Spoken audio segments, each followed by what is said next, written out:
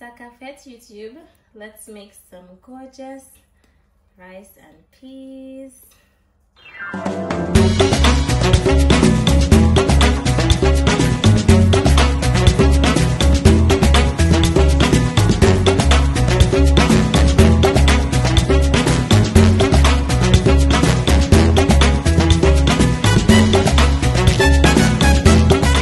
So in my pot, I have about 2 cups of red beans. Guys, this is how it looks. Okay, now I let my red beans soak in the pot for about 6 hours. Overnight is even better. And if you look, you will see that the peas are starting to open up slowly, and that is from soaking. I also have about 6 sprigs of thyme in there as well, and about 3-4 garlic cloves that I sliced in half. Okay, now I don't like to boil my rice and peas with any seasonings apart from the thyme and the garlic, simply because I find it helps it to cook a bit quicker. It's sort of a trick that my granny showed me. Even when you're cooking lentils, she always says to me to allow the peas to cook before adding all your salt and everything. That way you don't have to end up adding salt twice. Okay, so all I'm doing, I have about 6 cups of water in here, and I'm going to be allowing that to boil for about an hour, and I'll come back and show you how it's looking after that 1 hour. So guys, it's been about 1 hour so far, and I'm just gonna go ahead and check on my peas. See this, guys? It's nice and soft. See this? In here, I must have probably about 2 cups of water left, about 2 to 3 cups of water left. Okay, so usually I like to go in and remove the thyme stalks because you don't really need this anymore. Okay, and then this is where I'm gonna go in with some scotch bonnet pepper, about 2 of them, as well as some spring onions. I'm putting about a tablespoon of my homemade green seasoning. I'm gonna go in with some salt.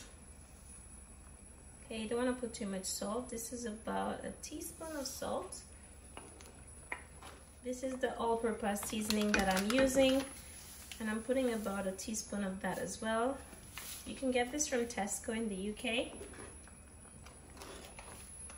And I also want to go in with my coconut milk. So if you look in here, you will see that this one has 91% coconut extract.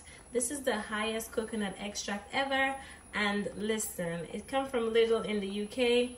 This is the one that I use. This is not sponsored, but hey, I'm just showing what I use, okay? So because I'm in the UK, my coconut milk tends to get separated where the cream is at the top and the liquid is at the bottom. So I like to just go in and take some of the cream at the top. Listen, and it just makes this so creamy, so nice. So this is about, see? Let me put a little bit more. Okay, but if you don't have the coconut cream like what I'm using here, you can just use half a can to a can of coconut milk. Okay guys, so yes, see, I used about half the can. I'm also gonna top it up with some fresh thyme as well.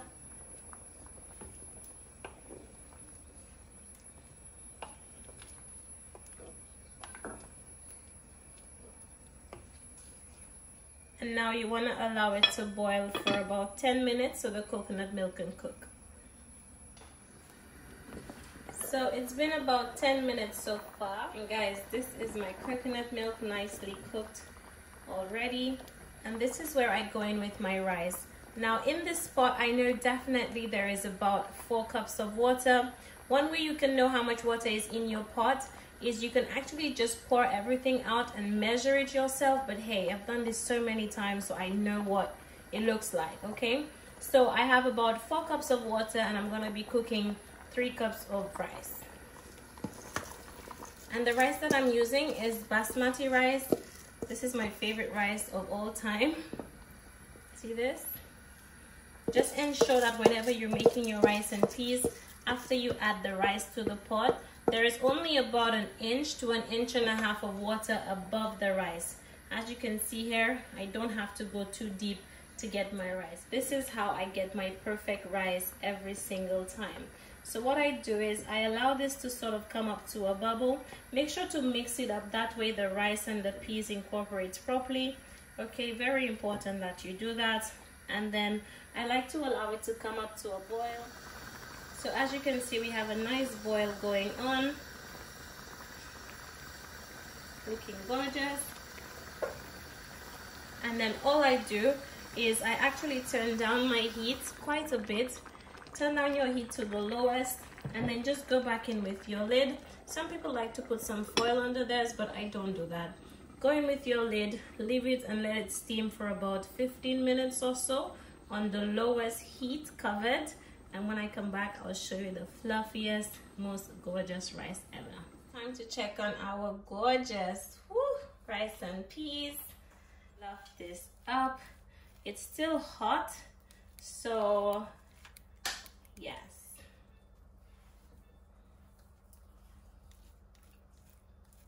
Just fluff it up. Nice and fluffy. And the thing is, as it cools, it's going to look even fluffier and grainy. Guys, look at that. So good. See my scotch bonnet pepper over here, still intact.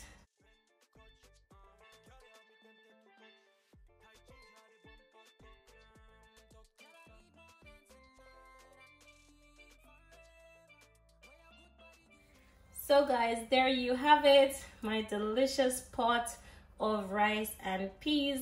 Guys, I'd suggest serving this with some stewed chicken back. This is what I'm having mine with. But yes, I hope you enjoyed the recipe. If you did, don't forget to give me a big thumbs up. Don't forget to subscribe to my channel. It's a pleasure having you here as always, and I'll see you again in my next one. Thank you so much for watching. Bye-bye.